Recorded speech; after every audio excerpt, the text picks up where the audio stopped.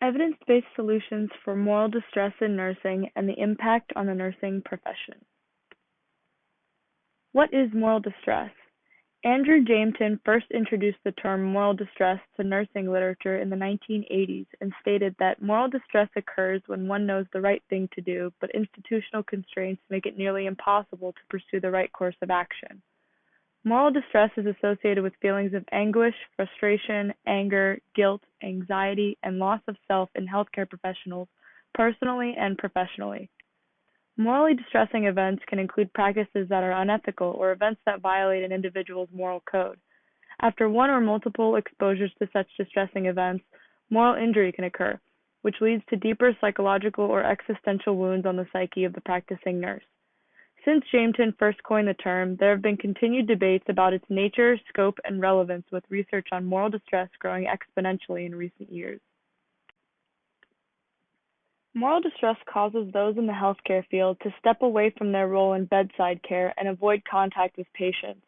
These nursing professionals lose the capacity to show care and will ultimately leave or stir intentions to leave, either from their place of employment or the practice of nursing altogether. The nursing workforce has had many changes due to increases in responsibilities within the practice, fewer nurses entering the position, and changes in the structure of health services. With the growing elderly population consisting of more complex medical requirements and care, the need for nurses is growing exponentially. However, the number of those leaving the practice is greater than those entering, causing a shortage of staffing nationwide. This turnover of staff was only compounded during the COVID-19 pandemic. This creates further distress on those that are still in the profession due to increased patient loads and responsibility thrust onto their shoulders from short staffing. Some relevant perspectives are legality, ethics, and culture. Legality: nurses faced distress when nursing felt as though it was reduced to statistics, removing the feelings of personal connection to patients in favor of meeting target goals set out by the hospital or national average. An example of this would be moving a patient to a step-down unit to make room for a new patient, even if the nurse believes that patient should stay in the higher acuity unit. Nurses during the COVID-19 pandemic experienced moral distress due to the policy of needing to don and doff personal protective equipment before and after each isolation patient's room. Even though PPE was policy and the nurses were aware it wasn't the morally correct thing to do, they were further constrained for time due to the repeated need to do so, and therefore couldn't make it to sick and dying patients fast enough to provide adequate care. Caring for patients who died alone because nurses couldn't get to them in time was extremely distressing. The sources of moral distress for nurses included patients that were forced to die alone, the prevention of families from visiting patients, the fruitlessness of patient care, and the improper withdrawal of life support. Moral distress differs from ethical dilemma because ethical dilemma is defined as the presence of two or more ethically justifiable solutions, with none being clearly identified. In moral distress, only one clear ethically correct solution exists, but something internally or externally makes the correct option difficult or impossible to take.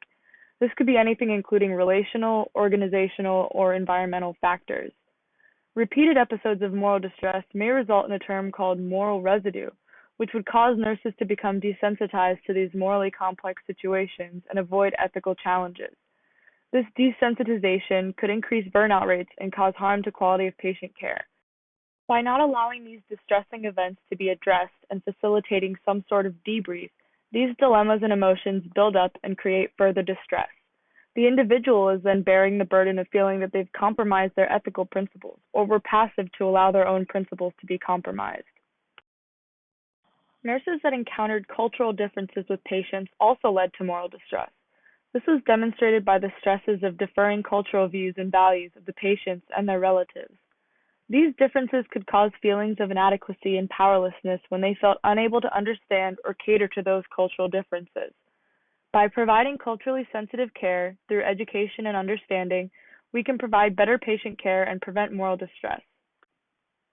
To better identify moral distress, a few tools have been developed, including the Moral Distress Risk Scale, the Moral Distress Thermometer, the Moral Distress in Dementia Care Survey, and the Ethical Stress Scale.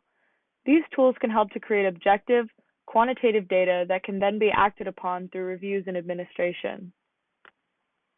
Improvement in how we approach moral dilemma and the ways in which we can prevent it is beneficial in all professional nursing roles. It is the responsibility of all types of nurses to address the problem and work towards solutions that can improve the practice and maintain retention of nurses in their careers. Those most affected by moral distress are bedside nurses in higher acuity units, such as the emergency department or the intensive care unit. But all nurses can experience moral distress and can benefit from methods in which to prevent it. Although there have been studies showing some minor benefit of moral dilemma, this does not minimize the negative impact it has had on the nursing profession as a whole. So what can we do? This involves the importance of support from fellow colleagues, hospital management, and even policymakers. The establishment of ethics committees that are dedicated to moral distress issues that nurses can go to for consultation during times of stress or doubt can be an added resource. These improvements that create structural empowerment within the system can lead to better outcomes overall. By holding collaborative events between all levels of nursing, including between nurse educators and students, shared decision-making can take place and ethical training can occur from the beginning. Nurses should be supported in seeking out opportunities for them to be able to engage in open, honest communication about differences in values that may conflict with their own. This can allow them to gain further insight into the social context of patient care and help shape their morals. By bringing attention to the topic of moral dilemma through advocacy and activism, we can encourage more discussion about the topic of moral dilemma and implement solutions to prevent it.